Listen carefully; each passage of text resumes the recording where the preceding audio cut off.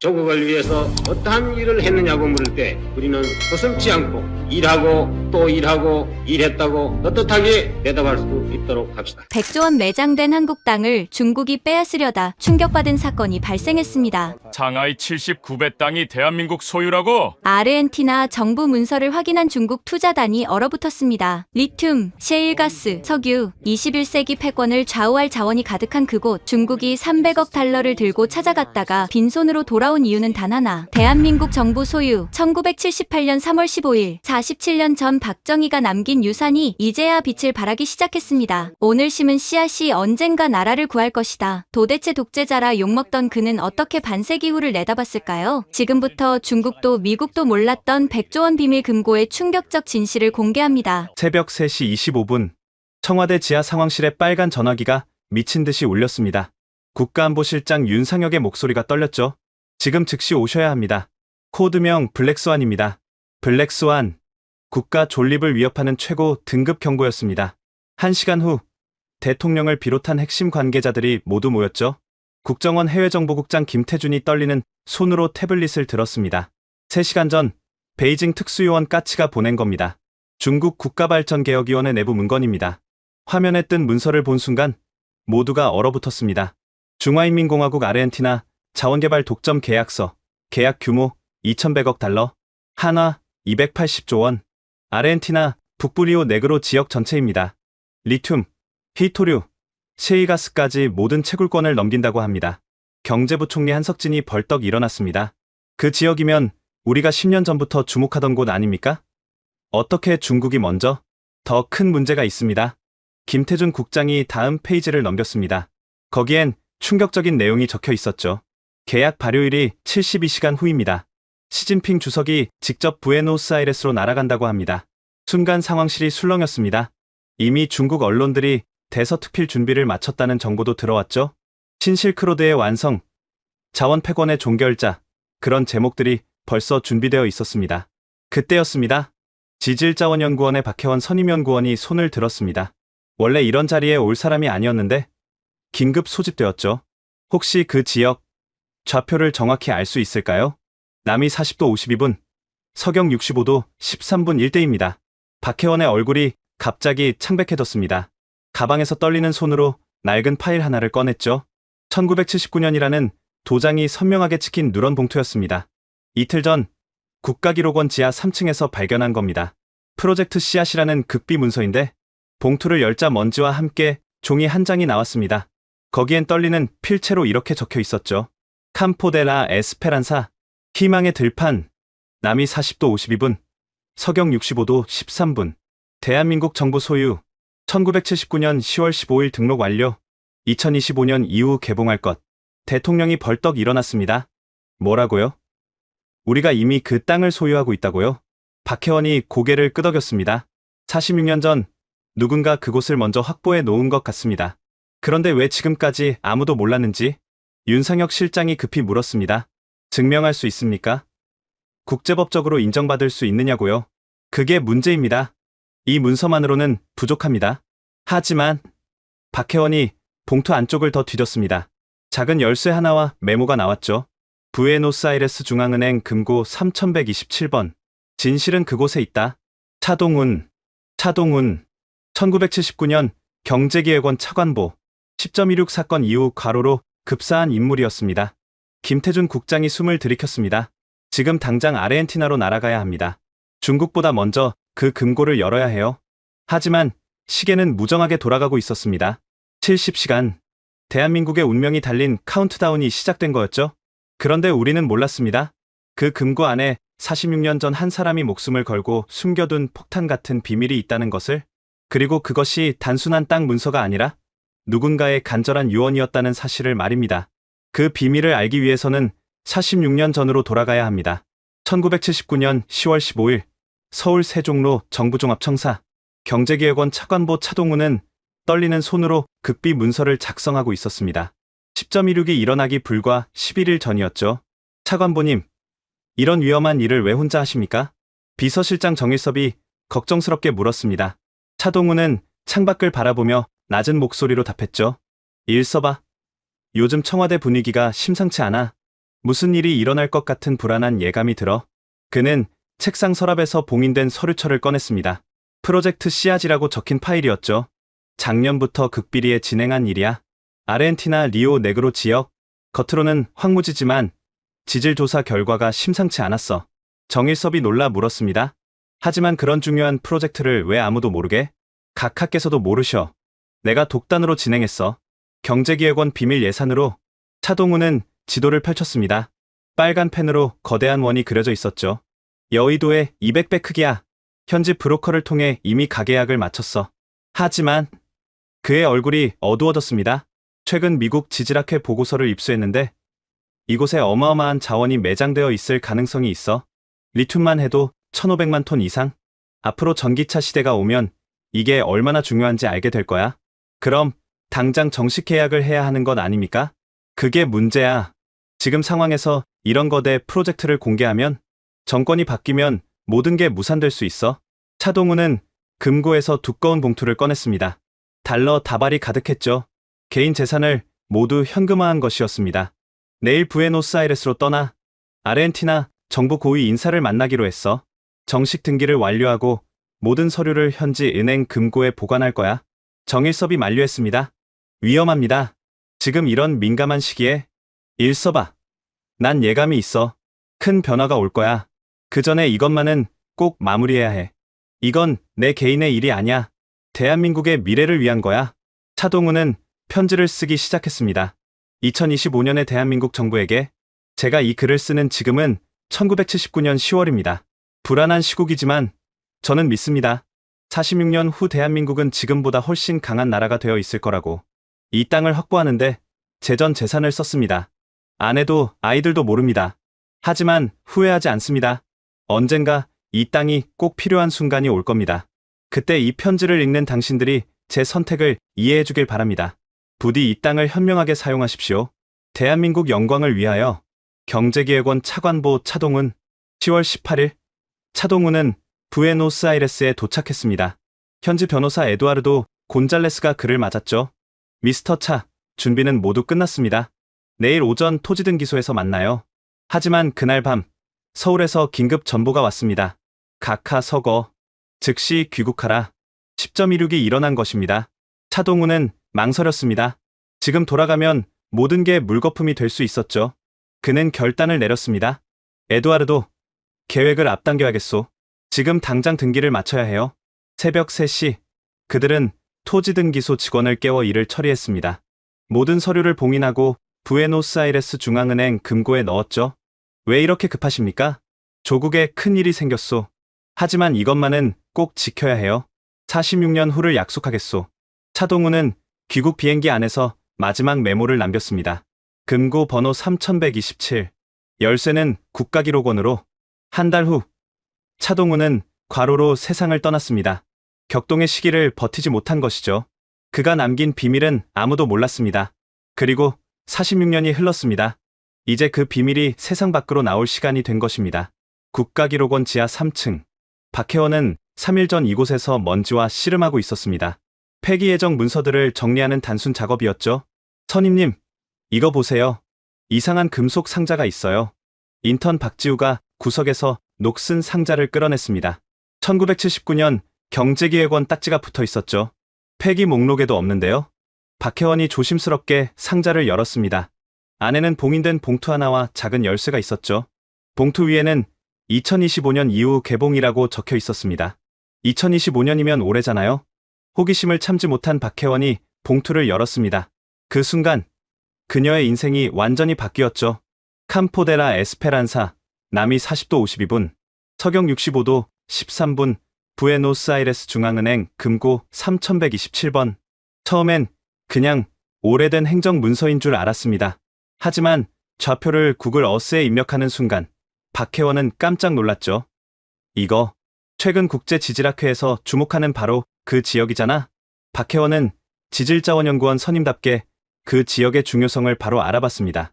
세계 최대 리튬 매장 가능 지역, 미국과 중국이 눈독 들이는 곳이었죠. 그녀는 즉시 상부에 보고했습니다. 하지만 아무도 믿지 않았죠. 46년 전 문서라고? 위조 아냐? 차동훈이라는 사람이 누군지 알아? 실망한 박혜원은 혼자 조사를 시작했습니다. 국회 도서관, 외교부 기록 보관소를 뒤졌죠. 그리고 놀라운 사실을 발견했습니다. 1979년 10월 19일자 아르헨티나 정부 공보. 대한민국 정부 명의 토지 등기 완료. 작은 기사였지만 분명한 증거였습니다. 박혜원은 차동훈의 유족을 찾기 시작했습니다. 수소문 끝에 경기도 용인의 한 요양원을 찾았죠. 92세의 차동훈 미망인 오영순 할머니가 계셨습니다. 할머니, 혹시 차동훈 차관보님을 기억하세요? 오영순 할머니의 눈빛이 순간 맑아졌습니다. 우리 영감님, 돌아가시기 전에 이상한 말을 하셨어. 언젠가 나라를 위해 큰일을 했다고.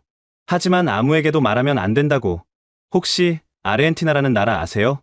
할머니가 놀라며 박혜원을 쳐다봤습니다. 어떻게 그걸? 영감님이 돌아가시기 전날 밤 열에 들떠서 그 나라 이름을 계속 부르셨어. 에스페란사, 에스페란사. 희망이라는 뜻이에. 박혜원의 심장이 뛰기 시작했습니다. 퍼즐 조각이 맞춰지고 있었죠. 그녀는 서랍에서 낡은 사진첩을 꺼냈습니다. 1979년 10월 김포공항에서 찍은 마지막 사진이 있었죠. 이게 아르헨티나 가시기 전 마지막 사진이야? 굉장히 비장한 표정이었지. 사진 뒷면에 작은 글씨가 있었습니다. 미래를 위한 씨앗을 뿌리러 갑니다. 박혜원은 모든 자료를 정리했습니다.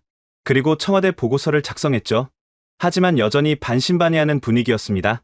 그러던 바로 그때였습니다. 중국의 280조 원 아르헨티나 투자 소식이 터진 것이죠. 좌표를 확인하는 순간 모두가 경악했습니다. 차동훈이 46년 전 확보한 바로 그 땅이었던 것입니다. 이제 남은 시간은 72시간. 박혜원은 아르헨티나행 비행기에 올랐습니다. 손에는 46년 된 열쇠가 쥐어져 있었죠. 과연 부에노스아이레스 중앙은행 금고 3127번 안에는 무엇이 있을까요? 그리고 그것이 정말 대한민국을 구할 수 있을까요? 부에노스아이레스 중앙은행? 박혜원과 외교부 긴급대응팀이 도착했을 때는 현지 시각 오후 2시였습니다. 남은 시간 48시간. 3127번 금고를 확인하고 싶습니다. 은행 직원이 묘한 표정을 지었죠. 그 금고는 46년간 한 번도 열린 적이 없습니다. 혹시 열쇠를 가지고 계신가요? 박혜원이 녹슨 열쇠를 꺼내자 직원의 눈이 커졌습니다. 맙소사, 오래전부터 전해 내려오는 이야기가 사실이었군요. 무슨 이야기요? 저희 은행 선배들 사이에 전해지는 이야기가 있습니다. 1979년 동양인 신사가 와서 거액을 지불하고 금고를 빌렸다고. 46년 후에 누군가 찾으러 올 거라고 했대요. 금고 문이 열렸습니다. 안에는 방수 처리된 서류 가방과 함께 놀라운 것들이 있었죠. 첫 번째, 아르헨티나 정부의 공식 토지 등기 원본. 두 번째, 현지 지질 조사 비밀 보고서. 세 번째, 충격적인 내용의 편지. 1979년 10월 19일. 저는 미국 콜로라도 광산대학의 지질학자 로버트 앤더슨입니다. 차동훈 씨의 의뢰로 이 지역을 극비리에 조사했습니다. 결과는 놀랍습니다. 리튬 예상 매장량 1,500만 톤 이상, 히토류 200만 톤, 셰일가스 3조 입방피트. 하지만 현재 기술로는 채굴이 불가능합니다. 40년 후면 가능할 것으로 예상됩니다. 이 보고서를 공개하지 않는 조건으로 100만 달러를 받았습니다. 차동훈 씨는 미래를 보는 눈이 있는 사람입니다. 박혜원의 손이 떨렸습니다. 46년 전 차동훈은 정확히 미래를 예측했던 것이죠. 그때 현지 가이드 산티아고 몬테로가 다가왔습니다. 70대 노인이었죠. 당신들이 한국에서 왔다는 소식을 들었소. 나는 그 땅의 관리인이요. 관리인이라고요? 산티아고는 낡은 수첩을 꺼냈습니다. 1979년 차동훈이라는 사람이 나의 할아버지를 찾아왔소. 매달 소정의 돈을 주며 땅을 지켜달라고 했지. 3대째 그 약속을 지키고 있소. 수첩에는 46년간의 기록이 빼곡했습니다. 매달 땅의 상태를 체크한 일지였죠. 2010년부터 이상한 일이 일어났소. 땅 밑에서 뭔가 빛나는 돌들이 올라오기 시작했지.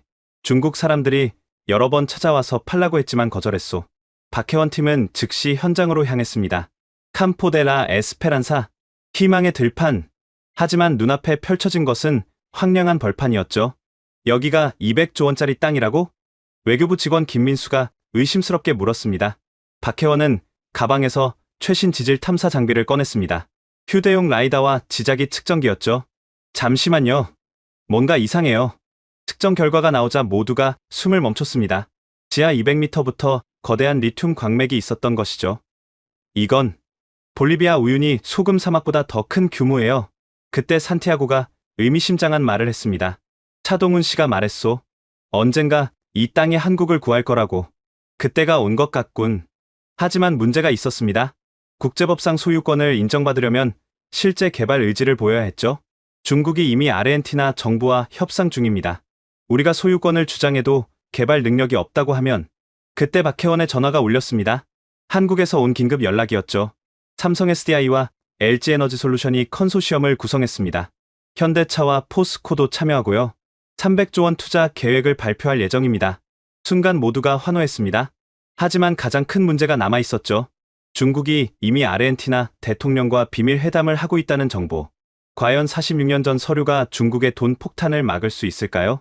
결전의 시간이 다가오고 있었습니다. 부에노스아이레스 대통령궁. 중국 국가발전개혁위원회 부총재 리잉페이가 아르헨티나 대통령 알베르토 로드리게스를 만나고 있었습니다.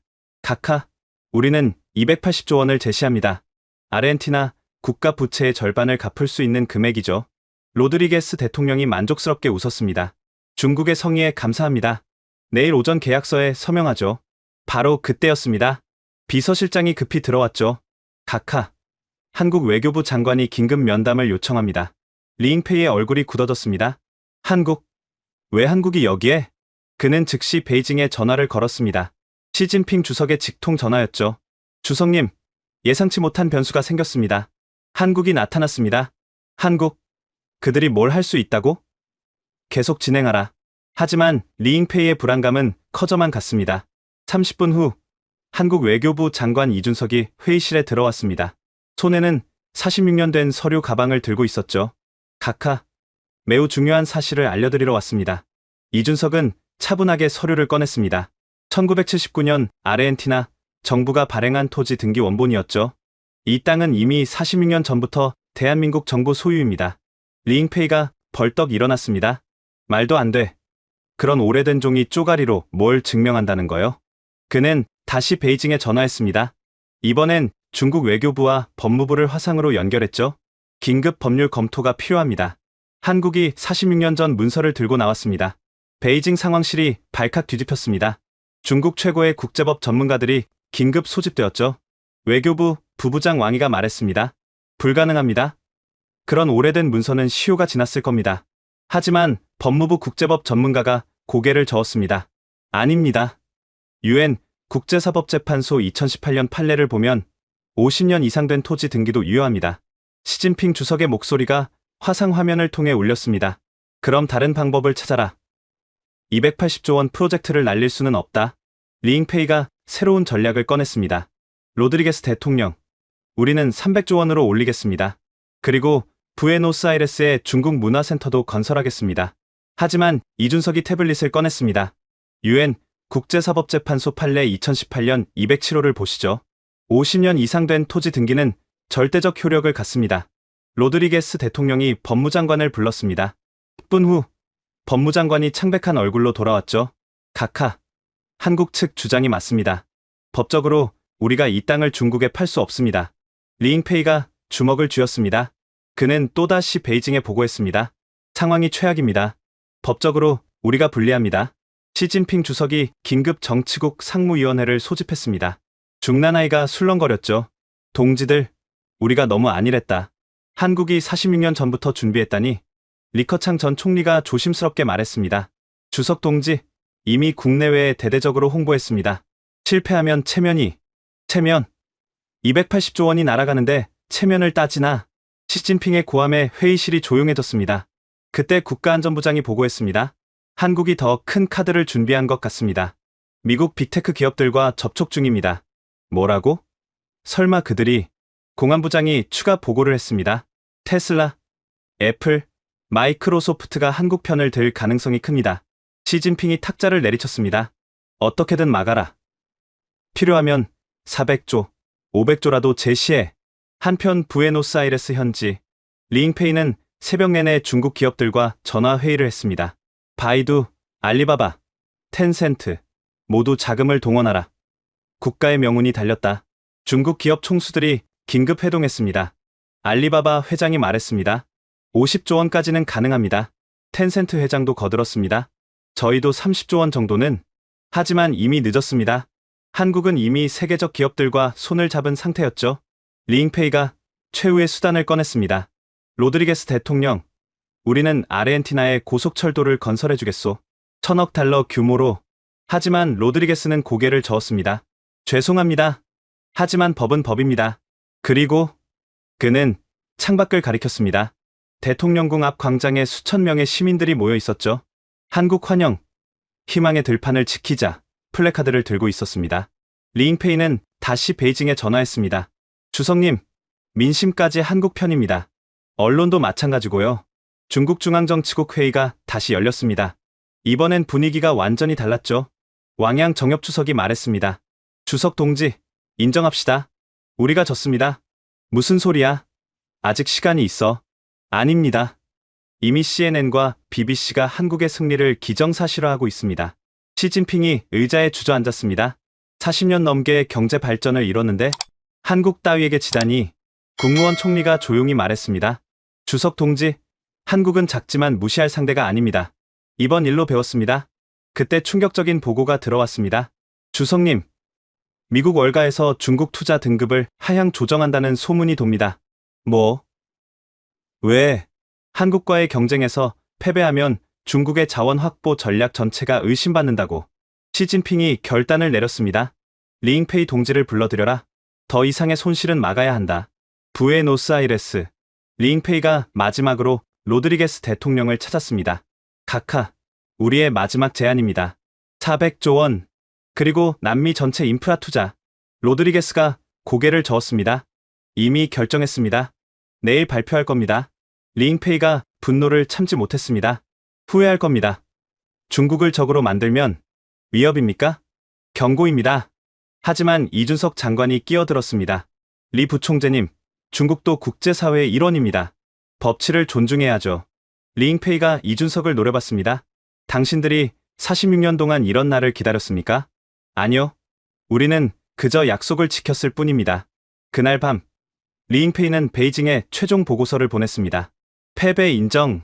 한국의 선견지명의 완패. 교훈단기 이익에 눈멀면 장기 기회를 놓친다. 건해 향후 50년 계획 수립 필요. 시진핑 주석이 한밤중에 혼자 중난아이를 거닐었습니다. 한국. 작은 나라가 큰 꿈을 이뤘구나. 우리도 배워야 한다. 다음날 아침, 중국 언론들은 일제히 논평을 냈습니다. 인민일보, 장기 비전의 중요성을 깨달았다. 환구시보, 한국의 인내에서 배운다.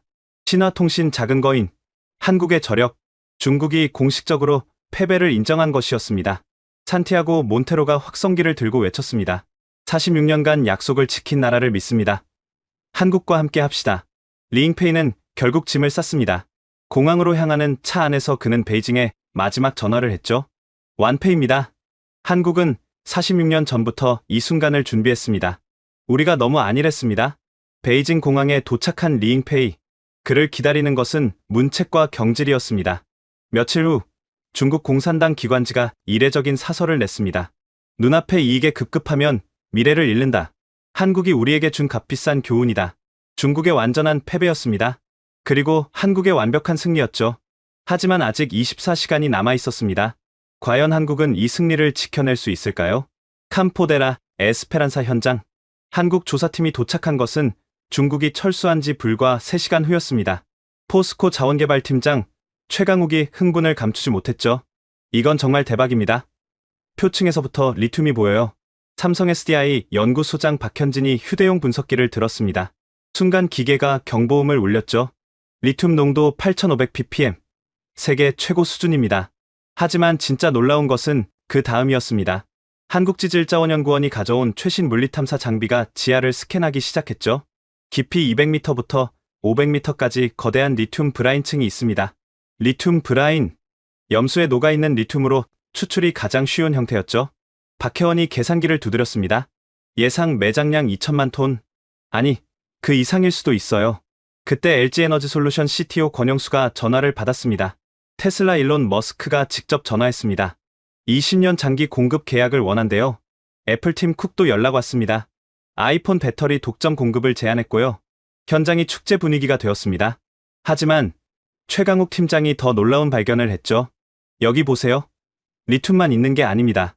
땅을 파자 은백색 금속이 나왔습니다. 코발트입니다. 배터리의 핵심 원료죠. 니켈도 있어요. 망간도 발견됐습니다. 배터리에 필요한 모든 원료가 한 곳에 있었던 것입니다. 이런 곳은 전 세계 어디에도 없었죠.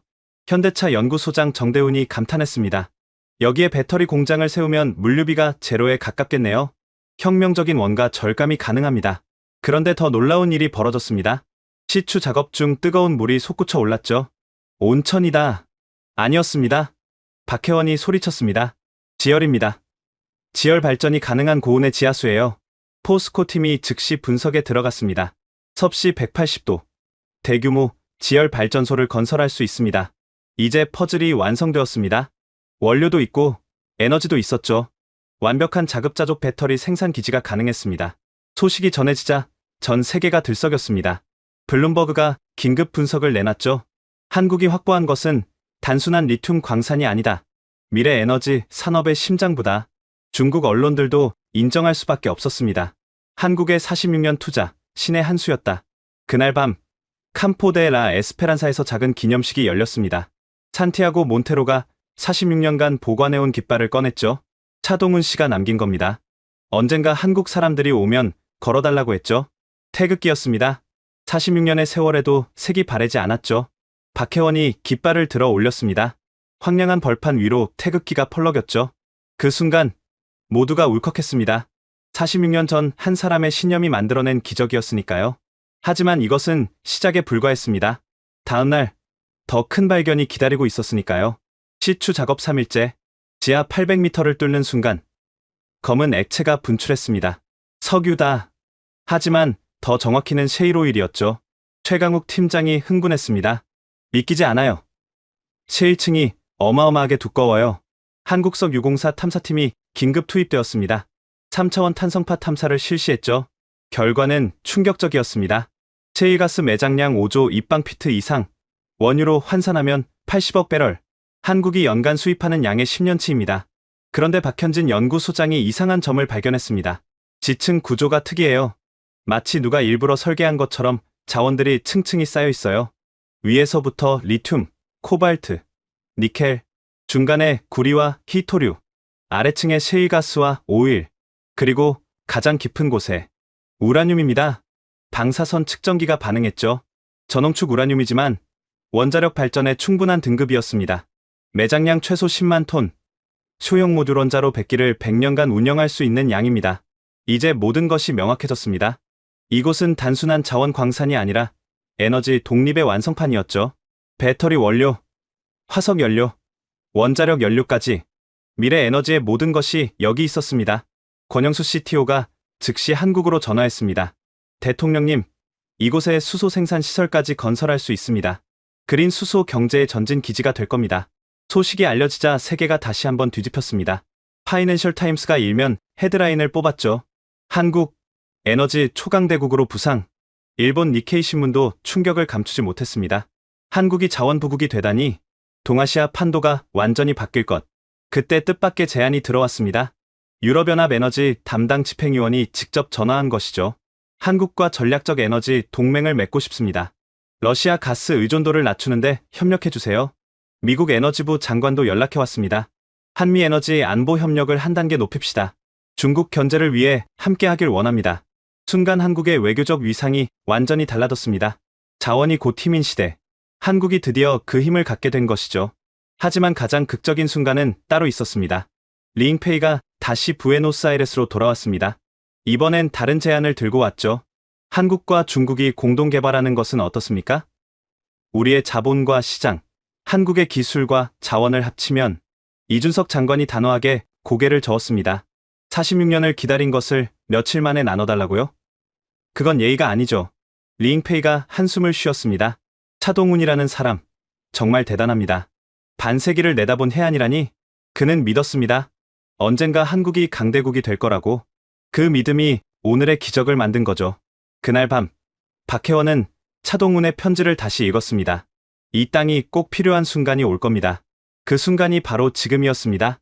산티아고 몬테로의 집, 3대째 내려온 목장 주택은 소박했지만 단정했습니다. 박혜원이 약속대로 찾아왔죠. 46년간 땅을 지켜주셔서 감사합니다. 산티아고가 미소를 지으며 오래된 철제 금고를 열었습니다. 이것을 보여드리고 싶었소.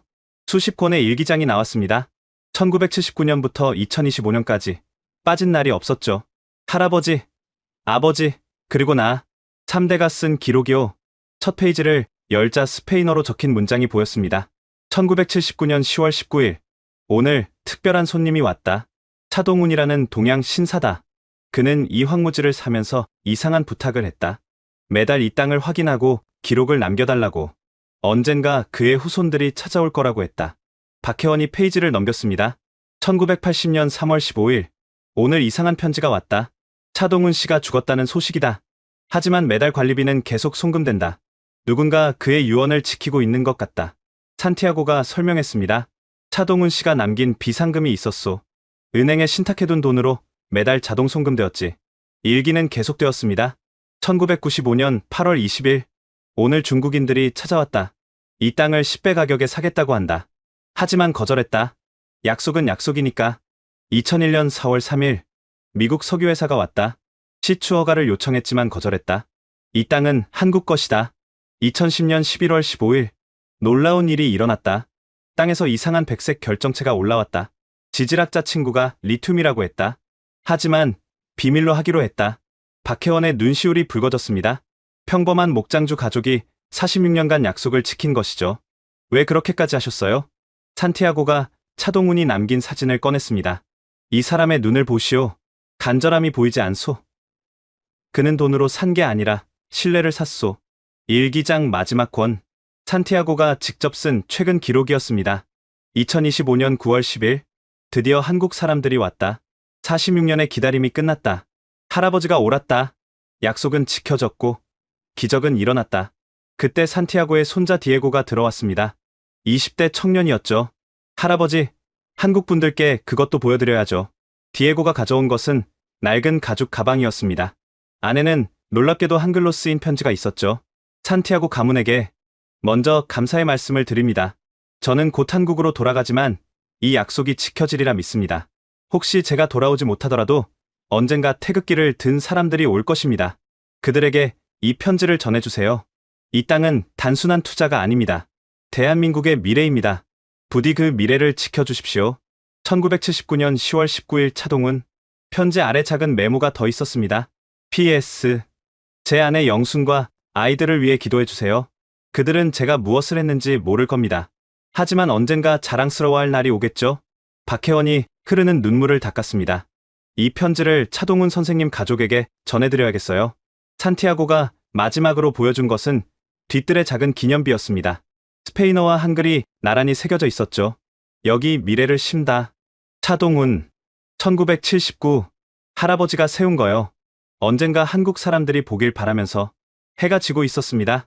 황금빛 들판 위로 긴 그림자가 드리워졌죠. 46년의 약속. 국경을 넘은 신뢰. 그것이 만든 기적의 현장이었습니다.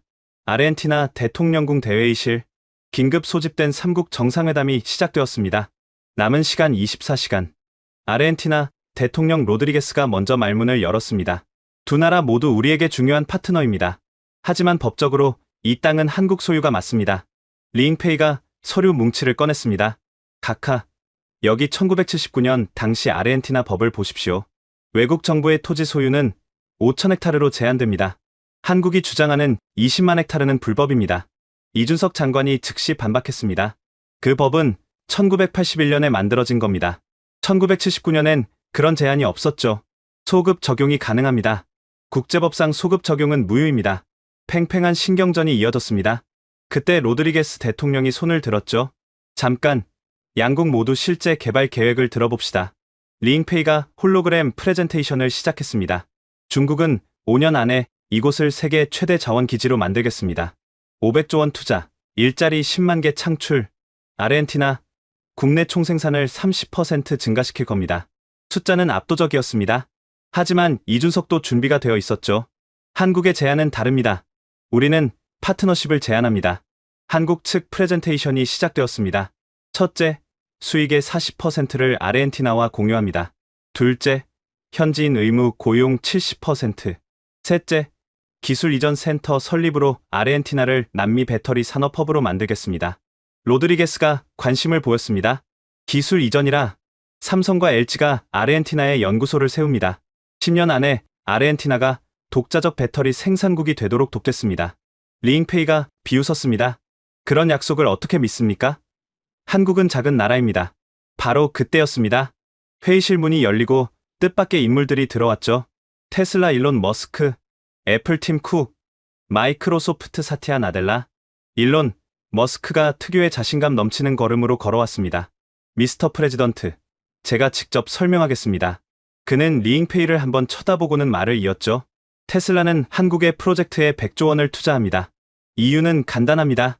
한국은 약속을 지키는 나라니까요. 팀 쿡이 거들었습니다. 애플도 50조 원을 투자합니다. 우리는 이미 삼성, LG와 20년간 협력해왔습니다. 그들이 한 번도 약속을 어긴 적이 없죠. 사티아 나델라도 합류했습니다. 마이크로소프트는 이곳에 클라우드 데이터 센터를 건설할 겁니다.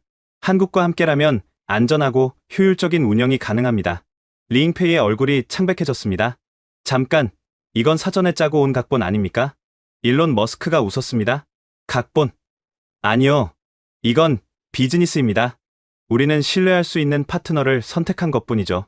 그가 태블릿을 꺼내 화면을 보여줬습니다. 이걸 보세요. 중국이 아프리카에서 한 일들입니다. 약속했던 일자리는 어디 있습니까? 기술 이전은요? 모두 중국 노동자만 데려와서 일시키고 자원만 빼갔잖아요. 리잉페이가 주먹을 불끈 쥐었습니다. 그건 왜곡된 정보입니다. 그럼 잠비아 정부 공식 보고서도 거짓입니까? 콩고 의회 청문회 기록도요? 분위기가 험악해졌습니다. 로드리게스 대통령이 중재에 나섰죠. 진정하세요. 우리는 아르헨티나 국민에게 최선인 선택을 해야 합니다. 그때 문이 다시 열렸습니다. 이번엔 아르헨티나 의회 의원 20명이 들어왔죠. 야당 대표 카를로스 멘도자가 발언했습니다. 대통령 각하, 우리는 국민 여론을 대변하러 왔습니다. 그는 서류를 꺼냈습니다. 오늘 오전 실시한 긴급 여론조사입니다. 국민의 73%가 한국과의 협력을 지지합니다. 이유를 물었더니 가장 많은 답변이 한국은 우리를 존중한다였습니다. 리잉페이가 최후의 수단을 꺼냈습니다. 잠깐, 우리는 유엔 안보리 상임이사국입니다. 이 문제를 국제사법재판소로 가져가겠습니다. 최소 10년은 걸릴 겁니다. 긴장감이 최고조에 달했습니다. 그때 이준석이 조용히 말했죠. 그러시려면 그러세요.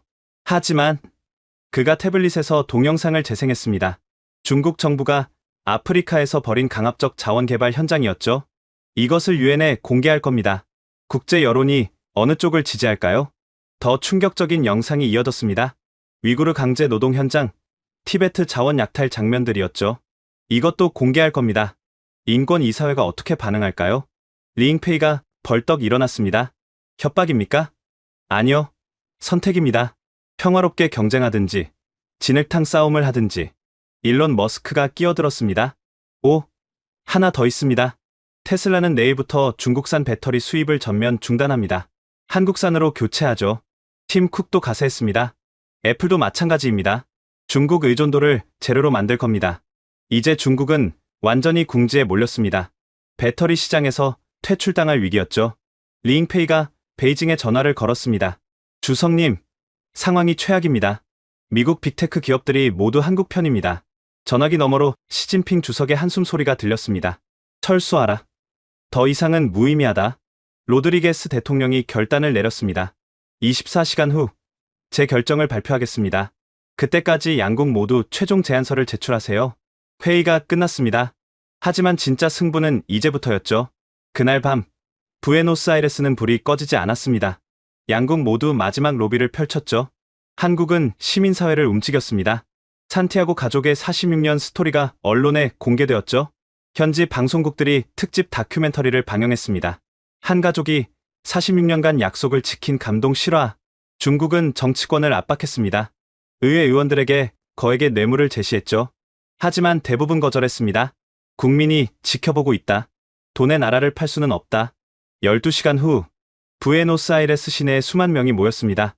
한국과 함께 신뢰의 파트너십. 46년을 기다린 나라를 믿습니다. 시민들이 자발적으로 나온 것이었죠. 그중엔 한국 기업에서 일하길 꿈꾸는 청년들이 많았습니다. 한국은 기술을 가르쳐준대요. 우리도 선진국이 될 수 있어요. 리잉페이는 호텔 방에서 이 모든 걸 지켜봤습니다. 완패였습니다. 그는 마지막 보고서를 작성했죠. 한국은 단순히 돈으로 이긴 게 아닙니다. 신뢰와 존중으로 이겼습니다. 우리는 너무 오만했습니다. 새벽 4시. 이준석 장관은 잠들지 못하고 창밖을 보고 있었습니다. 차동훈 선배님, 보고 계십니까? 당신이 뿌린 씨앗이 이렇게 큰 열매를 맺었습니다. 12시간 후면 운명이 결정될 것입니다. 하지만 이미 승부는 기울고 있었죠. 과연 최후의 승자는 누가 될까요? 운명의 시간. 아르헨티나 대통령궁 광장에 전 세계 취재진이 몰렸습니다. CNN, BBC, NHK, 알자지라까지 모든 글로벌 방송사가 생중계 준비를 마쳤죠. 로드리게스 대통령이 연단에 올랐습니다. 신사숙녀 여러분, 역사적 결정을 발표합니다. 광장이 조용해졌습니다. 모두가 숨을 죽였죠. 캄포데라 에스페란사는 1979년부터 대한민국 소유임을 공식 확인합니다. 순간 한국 취재진이 환호했습니다. 리잉페이는 고개를 떨구었죠. 하지만 로드리게스가 손을 들었습니다. 한 가지 조건이 있습니다. 한국은 약속대로 아르헨티나와 진정한 파트너가 되어야 합니다. 이준석 장관이 단상으로 올라왔습니다. 그리고 놀라운 발표를 했죠.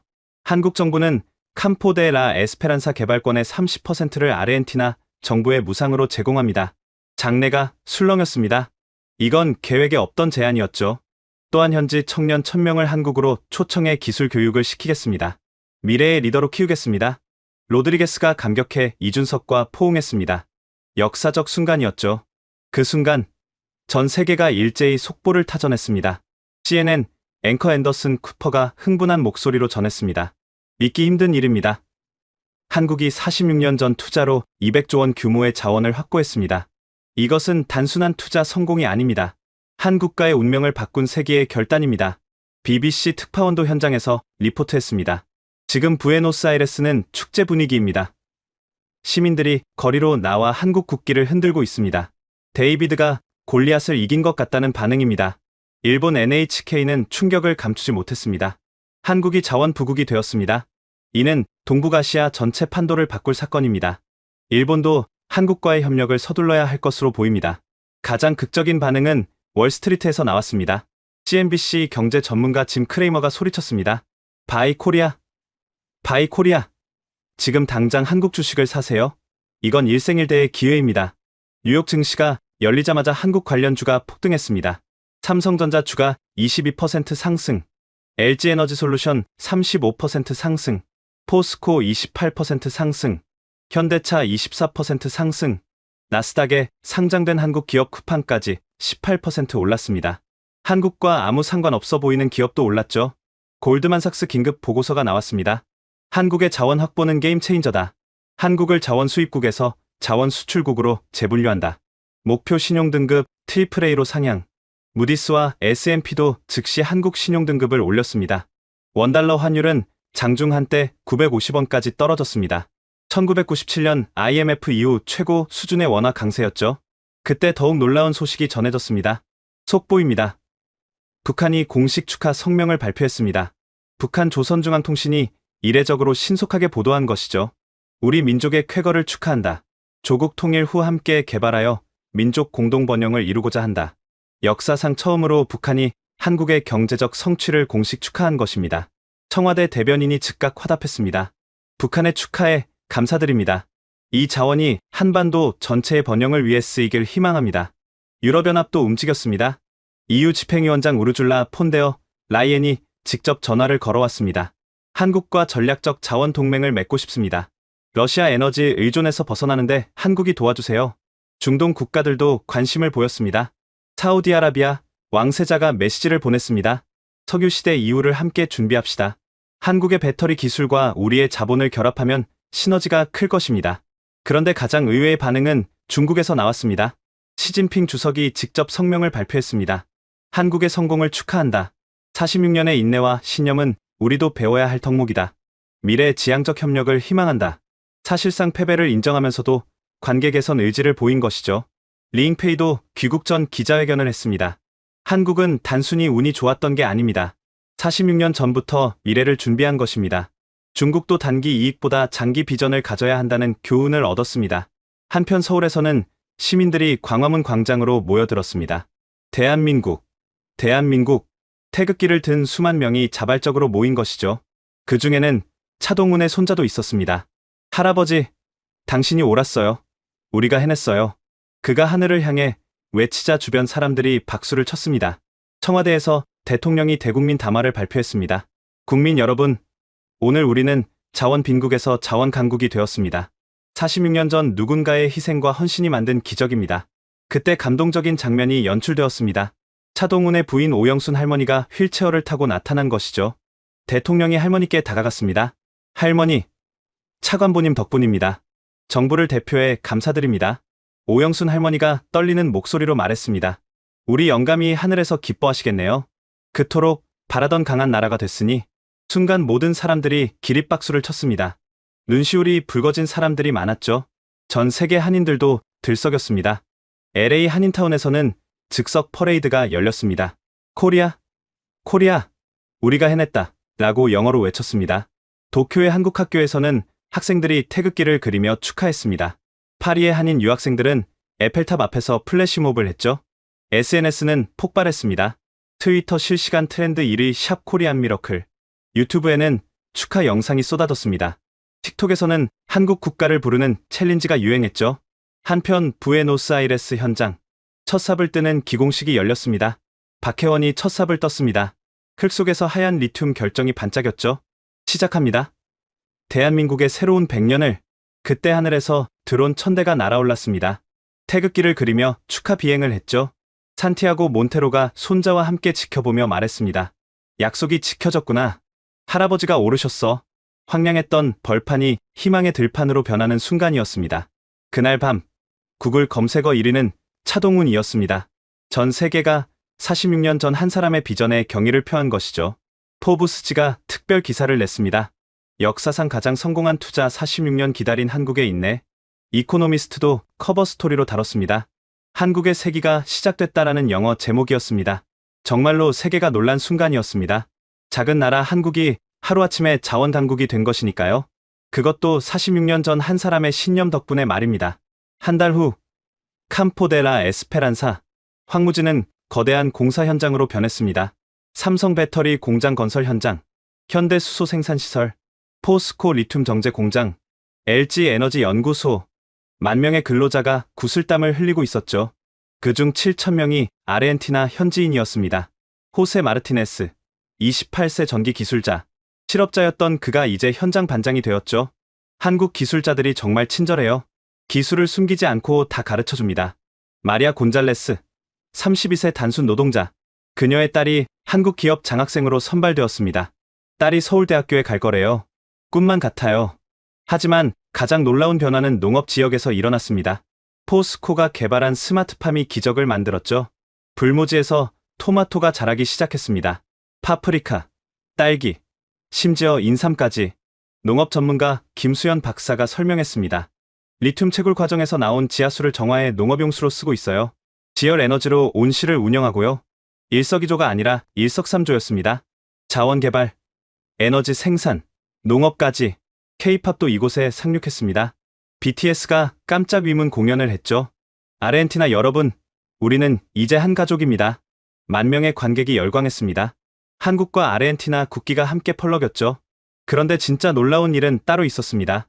MIT 연구팀이 발표한 보고서였죠. 캄포데라 에스페란사의 리튬 매장량, 당초 예상의 3배, 3배라면 6천만 톤. 전 세계가 100년간 쓸 수 있는 양이었습니다. 주가는 또다시 폭등했습니다. 이번엔 한국 기업뿐 아니라 협력 업체들까지. 미국 제너럴 모터스가 한국과 독점 계약을 맺었습니다. 폭스바겐도, 도요타도 줄을 섰죠. 한국과 협력하지 않으면 미래가 없다. 그때 놀라운 소식이 하나 더 전해졌습니다. 북한이 공식 축하 메시지를 보낸 것이죠. 동포의 성공을 축하한다. 통일 후 함께 개발하고 싶다. 역사적인 메시지였습니다. 자원이 통일의 가능성까지 열어준 것이죠. 현장에서 일하는 박혜원. 그녀는 이제 프로젝트 총괄 책임자가 되었습니다. 처음엔 46년 전 문서 한 장으로 시작했어요. 이제는 대한민국의 미래 100년을 책임지는 프로젝트가 됐죠. 산티아고 몬테로도 특별 고문으로 임명되었습니다. 46년간 땅을 지킨 공로를 인정받은 것이죠. 이제 이곳은 정말 희망의 들판이 되었소. 에스페란사, 캄포데라 에스페란사 중앙, 거대한 기념비가 세워졌습니다. 여기 인내와 신뢰가 만든 기적 1979에서 2025. 차동훈과 산티아고 가문에게 바친다. 매일 수백 명이 이곳을 찾아 사진을 찍었습니다. 희망의 성지가 된 것이죠. 그리고 한국 정부는 놀라운 발표를 했습니다. 캄포데라 에스페란사 수익금으로 청년 창업 기금 100조 원을 조성합니다. 젊은이들에게 새로운 기회가 열렸습니다. 자원의 저주가 아닌 자원의 축복이 된 것이죠. 한 달 만에 천송이 꽃이 핀 것처럼 황무지가 희망의 땅으로 완전히 변했습니다. 서울 국립현충원 박혜원이 한 묘비 앞에 섰습니다. 경제기획원 차관보 차동은 1934에서 1979 그녀의 손에는 부에노스아이레스에서 가져온 흙이 있었죠. 캄포데라 에스페란사의 흙이었습니다. 차관보님, 약속을 지켰습니다. 당신이 뿌린 씨앗이 거대한 숲이 되었어요. 묘비에 흙을 뿌리는 순간 뒤에서 발자국 소리가 들렸습니다. 오영순 할머니였죠. 딸과 손자가 부축하고 있었습니다. 할머니, 오셨군요. 혜원양, 고마워요. 우리 영감 꿈을 이뤄줘서. 할머니가 낡은 편지 하나를 꺼냈습니다. 46년 전 차동훈이 남긴 마지막 편지였죠. 사랑하는 영순에게 내가 갑자기 떠나게 되어 미안하오. 하지만 꼭 해야 할 일이 있소. 우리 아이들이 살아갈 미래를 위한 일이오. 지금은 이해하지 못하겠지만 언젠가 당신도 알게 될 거요. 내가 왜 전 재산을 걸었는지. 부디 나를 원망하지 마시오. 그리고 아이들에게 전해주시오. 아버지는 나라를 사랑했다고. 추신. 혹시 2025년이 되면 국가기록원에 가보시오. 내가 남긴 선물이 있을 거요. 오영순 할머니가 눈물을 닦았습니다. 46년을 기다렸어요. 영감이 미쳤다고 생각했죠. 전 재산을 아르헨티나 땅에 쓰다니. 하지만 이제 아시죠? 차관보님이 얼마나 위대한 일을 하셨는지. 그때 할머니의 손자가 말했습니다. 할머니, 저도 할아버지처럼 살고 싶어요. 미래를 보는 눈을 갖고 싶어요. 손자는 서울대 지질학과 학생이었습니다. 할아버지를 닮아가고 있었죠. 박혜원이 태블릿을 꺼냈습니다. 캄포데라 에스페란사의 실시간 영상이었죠. 보세요. 지금 이 순간에도 기적은 계속되고 있어요. 화면 속에서 거대한 공장들이 돌아가고 있었습니다. 수천 명의 사람들이 일하고 있었죠. 그때 대통령실에서 전화가 왔습니다. 박혜원 박사님, 대통령님이 찾으십니다. 1시간 후 청와대. 대통령이 직접 박혜원을 맞았습니다. 박사님, 새로운 프로젝트를 맡아주셨으면 합니다. 새로운 프로젝트요? 대통령이 세계 지도를 펼쳤습니다. 차동훈 프로젝트 2025입니다. 이번엔 우리가 미래 50년을 준비할 차례예요. 지도에는 여러 지역이 표시되어 있었습니다. 북극해, 아프리카, 심지어 달까지. 북극에는 히토류가, 아프리카에는 코발트가, 달에는 헬륨3이 있습니다. 지금 투자하면 50년 후 우리 후손들이 감사할 겁니다. 박혜원이 숨을 들이켰습니다. 차관보님의 정신을 이어가자는 거군요. 맞습니다. 이번엔 정부만이 아니라 국민 모두가 참여합니다. 국민 펀드를 만들 거예요. 며칠 후 프로젝트가 발표되었습니다. 대한민국 미래 100년 펀드. 첫날 만에 10조 원이 모였습니다. 국민들이 자발적으로 참여한 것이죠. 차동훈처럼 우리도 미래에 투자합니다. 우리 손자들을 위해 한 구자. 박혜원은 깨달았습니다. 차동훈이 남긴 것은 단순한 땅이 아니었다고. 미래를 보는 눈, 그 정신을 남긴 것이라고. 그날 밤, 박혜원은 일기를 썼습니다. 오늘 나는 깨달았다. 한 사람의 신념이 나라를 바꿀 수 있다는 것을, 46년을 기다릴 수 있는 인내가 있다면 불가능한 일은 없다는 것을. 이제 우리 차례다. 우리도 50년 후를 위해 씨앗을 뿌려야 한다. 우리 후손들이 우리를 기억하도록. 창밖으로 서울의 야경이 빛나고 있었습니다. 46년 전보다 훨씬 밝은 불빛들이었죠. 강한 나라가 된 대한민국. 그 시작은 한 사람의 작은 용기였습니다. 2025년 9월 19일 캄포데라 에스페란사에서 특별한 행사가 열렸습니다. 미래 유산의 날 선포식이었죠. 전 세계에서 3만 명이 모였습니다. 한국인, 아르헨티나인, 그리고 세계 각국 사람들. 무대 위에 오영순 할머니가 올라왔습니다.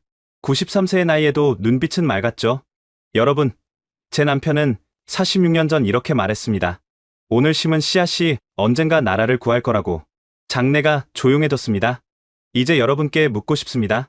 우리는 46년 후 무엇을 남길 건가요? 그때 무대 옆 스크린에 영상이 나타났습니다. 전 세계 청년들의 메시지였죠. 저는 기후 위기 해결을 위해 나무 100만 그루를 심겠습니다. 저는 우주 개발 기금에 투자하겠습니다. 저는 교육 사업으로 미래 인재를 키우겠습니다.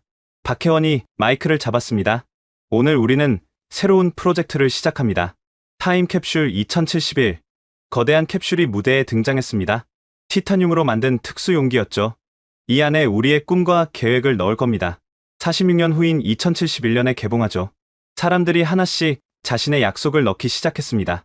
어떤 이는 사업 계획서를, 어떤 이는 미래를 위한 편지를, 어떤 이는 첨단 기술 설계도를, 산티아고 몬테로도 무언가를 넣었습니다. 우리 가문도 계속 이 땅을 지킬 겁니다.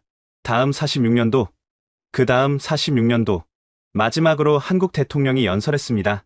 여러분, 우리는 증명했습니다. 작은 나라도 큰 꿈을 이룰 수 있다는 것을.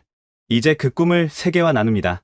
혼자 가면 빨리 가지만 함께 가면 멀리 갑니다. 46년 후 우리 후손들이 자랑스러워할 세상을 만듭시다. 타임캡슐이 봉인되었습니다. 카운트다운이 시작되었죠. 10, 9, 8, 7, 6, 5, 4, 3, 2, 1. 캡슐이 지하 100m 특수 보관소로 내려갔습니다. 2071년까지 잠들 운명이었죠. 하늘에서 불꽃놀이가 터졌습니다. 태극 문양과 아르헨티나 태양이 함께 빛났죠. 그때 어린 소녀 하나가 박혜원에게 다가왔습니다. 이모, 정말 46년 후에 더 좋은 세상이 될까요? 박혜원이 소녀의 머리를 쓰다듬었습니다. 그럼, 당연하지. 46년 전 누군가 우리를 위해 준비했듯이 우리도 너희를 위해 준비하고 있단다. 해가 지고 있었습니다. 캄포데라 에스페란사의 황금빛 들판이 빛났죠. 차동훈이 뿌린 씨앗은 거대한 숲이 되었습니다. 이제 그 숲에서 새로운 씨앗들이 날아가고 있었죠. 미래를 향해, 더 나은 세상을 향해, 끝없는 희망을 품고서. 지금까지 72시간의 위기와 46년의 약속이 만든 기적의 이야기, 어떠셨나요? 한 사람의 신념과 용기가 어떻게 나라의 운명을 바꿀 수 있는지 보셨을 겁니다. 우리 곁엔 분명 이런 영웅들이 있었을 거예요. 그들 덕분에 오늘의 대한민국이 있는 거겠죠. 여러분도 미래를 위해 무언가 준비하고 계신가요? 작은 씨앗이라도 좋습니다. 언젠가 그것이 거대한 나무가 될 테니까요. 이 이야기가 감동적이셨다면 좋아요와 구독 부탁드립니다. 그리고 꼭 공유해주세요. 우리도 미래를 준비하는 용기를 가질 수 있도록 다음에도 더 놀라운 이야기로 찾아뵙겠습니다. 지금까지 코리아 원더풀이었습니다. 감사합니다. 감사합니다. 감사합니다. 감사합니다. 감사합니다.